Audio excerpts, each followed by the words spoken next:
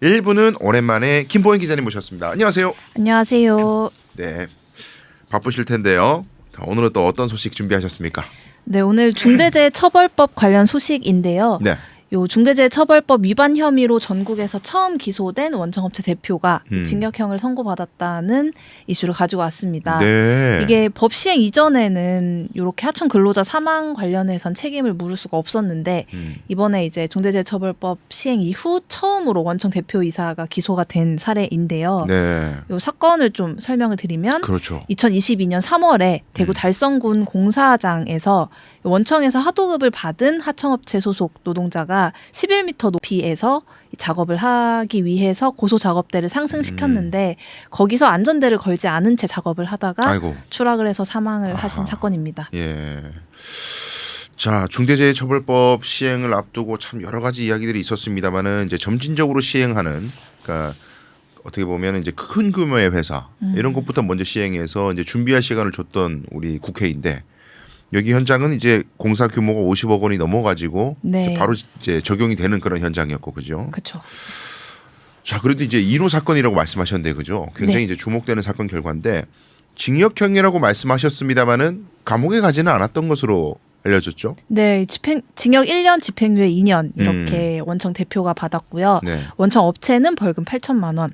그리고 하청업체는 1,500만 원, 원청 현장 소장이 징역 5개월에 집행유예 2년, 하청 현장 소장이 징역 6개월에 집행유예 2년 이렇게 받았습니다. 그러니까 이제 우리가 중대재해처벌법이 있기 전에는 이 근로자를 직접 고용했던 하청업체, 소위 말하는 하청업체만이, 또 하청업체 대표도 아니고 하청업체 소속 현장 소장과 같이 그 공사 현장을 총괄 지휘하던 사람들만 산업안전보건법으로 처벌이 됐었는데, 이번에 이제 중대재해처벌법이 시행이 되면서 이 하청업체에게 일거리를 주었던 원청업체 대표가, 무려 대표가 이제 책임을 질 수 있는 가능성이 생겨버린 거죠. 근데 이제 기소 자체도 수사도 굉장히 오래 걸리고 선고도 아주 적지가 않은 시간 동안 재판도 진행된 것으로 알고 있어요. 왜 이렇게 네. 오래 걸렸을까요? 이게 앞에 말씀드렸듯이 사고가 2022년 3월에 났고 네. 검찰 기소가 같은 해 10월에 났어요. 첫 공판이 이제 2023년 1월에 났고 1년 정도 이제 걸려서 1심 선고가 난 거거든요. 네. 이게 뭐 더 잘 아시겠지만 길다 짧다 말할 수는 없는데 그 정도 걸릴 수 있죠. 네. 불구속 사건 자체가 보통 좀 오래 걸리는 편이어서 특별히 길게 걸린 건 아닌데 제가 비슷한 다른 사건들하고 좀 비교를 해보니까 네. 중대재해처벌법 시행 이틀 만에 노동자 3명이 숨졌던 그 3표 산업 사건 같은 경우는 이제 정식 재판에 돌입을 한다 하더라고요. 네, 많이 늦어졌네요. 많이 그래도. 늦어진 사례인데 또 반면에 이 선고가 처음 내려진 사건도 있거든요. 온유 파트너스라는 사건인데 여기는 판결이 지금 확정이 났는데 한 1년 만에 1심 선고가 났어요. 사고 발생부터. 요것과 비교하면 이번 대구 사건은 시간이 좀 많이 걸린 편인 거죠. 그러긴 하네요. 어쨌든 중대재해재판, 그러니까 기소 첫 사례라고 알려지면서 굉장히 주목을 많이 받았는데 당연히 아마 적지 않은 다툼이 있었을 것 같아요, 재판에서. 쟁점이 네. 어떤 게 있었습니까?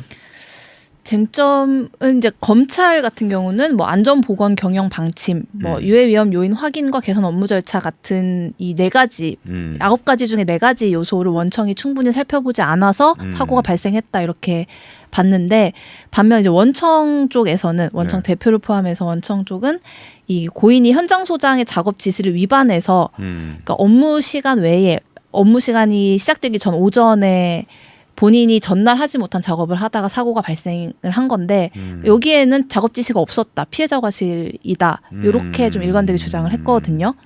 근데 요 어떤 팩트라 할까요? 요 네. 팩트를 두고 검찰은 그러니까 전날 작업이 마무리되지 않은 상황에서 명시적으로 보충할 시간을 빼주지 않은 채로 새로 부과된 작업만 하라고 지시를 했으면 이게 조직적으로 근로자한테 부실 시공을 지시한 거 아니냐. 여기에 원청 현장 작업 소장의 책임이 있다. 이렇게 반박을 했어요. 이 부분은 이제 너무 비겁한 거 법원에서도 아니에요? 자, 선고 네. 이유를 말할 때 이 부분에 대해서 검찰 측 입장을 좀 많이 들어준 것 같아요. 그래야 되겠네요. 네. 네. 아니, 야, 어떻게 그런 주장을 하지? 안 시켰으니까 안 시킨 동안에 일하는 건 우리 책임 아니라는 취지로 얘기를 했다는 건데. 그렇죠. 에이, 참 모르겠어요. 변호사 어느 분인지. 그렇게 적절한 변론 방향 아니었던 것 같다. 저라면 그렇게 안 했다 이런 생각도 들고 뭐 어쨌든 그러면 보통 재판부는 이제 반성을 하지 않는다는 취지로 뭔가 꾸짖어야 되는데 집행유예. 네, 그렇죠. 감옥에 가지 않은 거죠 어쨌든. 여러 가지 뭐 이유를 붙이셨겠습니다만은 그게 궁금해요. 왜 저는 선처라고 보거든요 이게. 네, 네, 네. 왜 선처를 해주셨을까? 그쵸. 이제 저도 형량이 좀 아쉬웠는데 네. 이게 심지어 또 피고인들이 비슷하게 처벌을 받은 전력도 있어요. 그래요? 원청업체 대표 같은 경우는 이제 산안법 위반죄로 3차례 벌금형을 받은 오. 사례가 있고 이 원청 법인도 4번 처벌을 받은 사례가 있고요. 예. 하청 역시 사망사고를 포함해서 산안법 위반죄로 3차례 벌금형을 받은 전력이 있어요. 근데 그럼에도 불구하고 이렇게 좀 아쉬운 형량이 나온 건데 예. 이 제가 느낀 건 이 중대재해처벌법 관련 선고가 나온 이 사건 포함해서 다른 사건들까지 포함해서 네. 이 사실상 지금 현행 산안법 위반으로 노동자가 사망한 사건의 형량과 크게 다르지가 않아요. 그래서 이 가명 사유로 삼은 것도 대체로 뭐 유족이 처벌을 원치 않고 뭐 혹은 뭐 합의를 했고 네. 작업자들의 편의를 위해서 뭔가 고소작업대 출입문을 임의로 고정했을 가능성이 있다 이런 워딩도 있었는데 이게 제가 느끼기에는 뭔가 재판부 주장대로 그런 관행이 있고 실제 그렇게 했더라도 그걸 관리 감독하는 게 사업주의 의무와 그래야죠. 역할이 아닌가? 네. 그럼 이게 가명 사유가 될 수 있나? 약간 그런 생각이 들었습니다. 그러니까 이제 저도 이런 사건에서 회사 측 변론도 해보고 유족 입장에서 변론도 해보고 그랬습니다만은 결국 이제 합의가 굉장히 중요하더라고요. 합의가 되지 않으면 집행유예가 안 될 위험성을 크게 높입니다. 재판부가. 그러니 유족들에게 빨리 피해 배상이 되도록 유도하는 측면도 있는 것 같아요.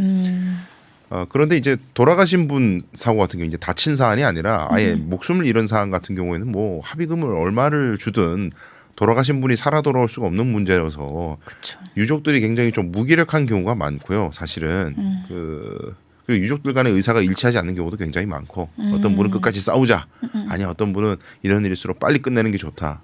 왜냐하면은 참 제가 비애감을 느끼는 게 회사가 결국에 법적 다툼을 하면 돌아가신 분 탓을 해요. 자꾸 뭘 잘못해서 그쵸. 그분이 뭔가 부주의해서 일할 때 뭘 잘못해서 법정에서 자꾸 그 돌아가시기 전 상황들 CCTV를 뭐 보여준다든가 뭐 근로일지를 다 까발린다든지 사생활이라든지 뭐 건강관리 이력이라든지 이런 것까지 소위 말해서 이미 돌아가신 분에 대한 책임 추궁하는 듯한 이야기를 공론화하는 경우 그게 유족들 굉장히 보기 고통스러워 하시거든요. 근데 그 과정에서 에이 그냥 빨리 합의하고 그냥 끝내자 이런 상황이 유도되는 경우가 있는데 저는 이제 유족들 변론을 하게 되면은 그 합의하는 과정도 스트레스 받지 마시고 재판도 스트레스 받지 마시고 스트레스는 내가 받을 테니까 일단 1심 선고 때까지는 합의를 하지 말고 1심 선고 끝에 합의가 안 된 상황에서 감옥에 갈 우려가 있잖아요. 진짜 사업주들이 그쵸. 죄가 있다면 감옥에 가신 상태에서 합의 교섭을 하는 것이 유족들 입장에서는 협상력을 크게 높이는 것인데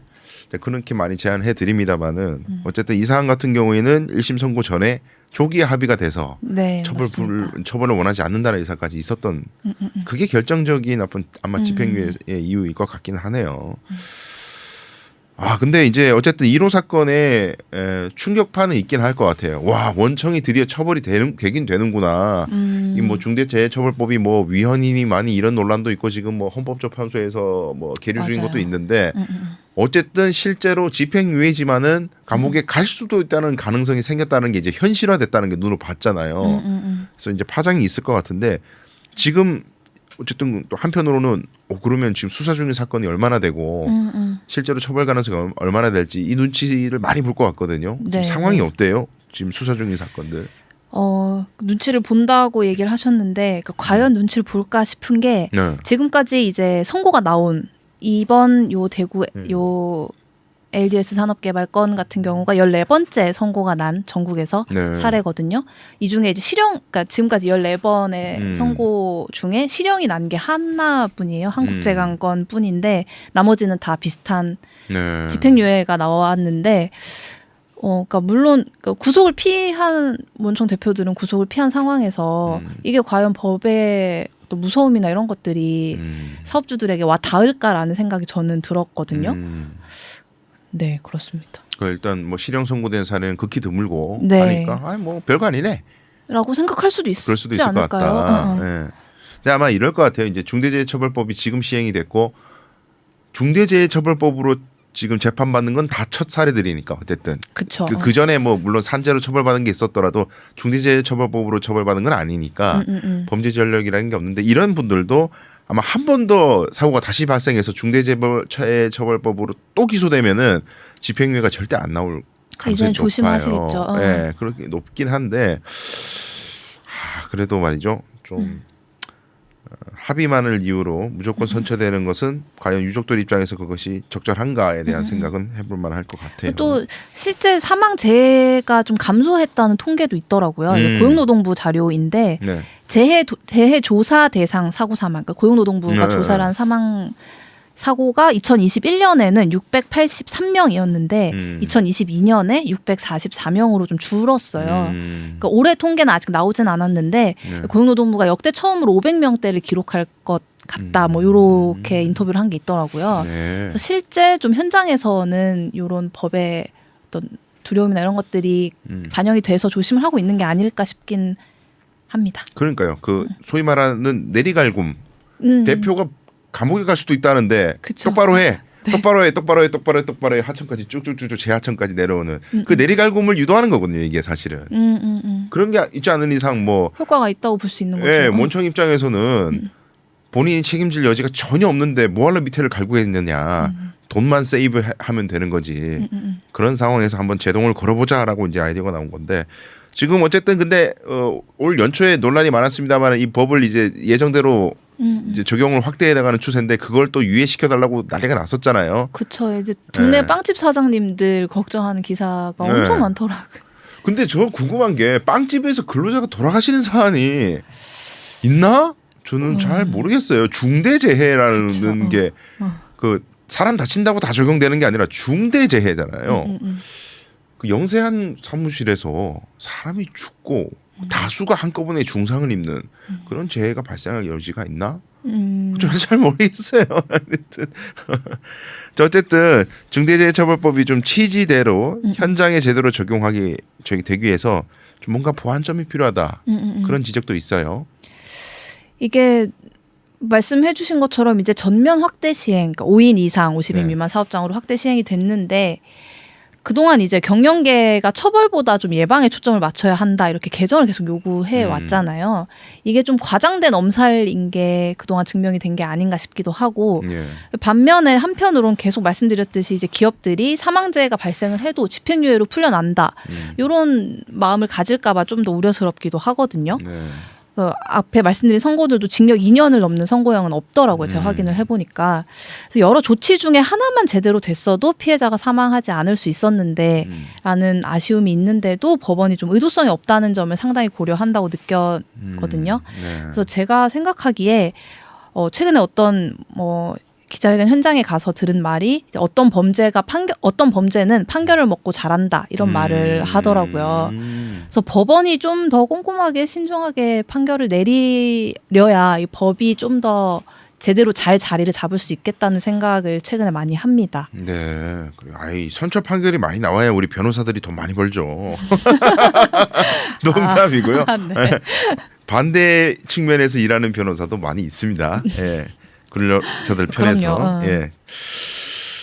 그래요. 하여튼 중대재해처벌법이 확대 시행되는 것을 앞두고 이때까지 이제 유예해달라 이런 얘기. 지금 당장 경제 상황도 어려운데 중대재해처벌법이 요구하는 여러 가지 의무사항들 마련하려면 경영난에 너무 심각한 위기를 초래한다 이런 이야기들이 있었습니다마는 이제껏 지원 안 하고 뭐 했냐 이야기를 제가 가는 데마다 피를 토하면서 얘기하고 있습니다. 도대체 정부는 예고돼 있었잖아요. 법의 그 확대 시행이 이미 정해져 있는 스케줄대로 가고 있는데 이제껏 뭐 하다가 이제야 이제 경제 상황이 어려우니까 유예를 하자 말자. 민주당의 폭건이 그러지 말자 제발 좀 그러지 말았으면 좋겠어요. 그래요. 하여튼 의미 있는 사건 열심히 취재해 주시느라 고생 많으셨고요. 네. 다음에 또 좋은 기사로 찾아뵙겠습니다. 고맙습니다. 감사합니다.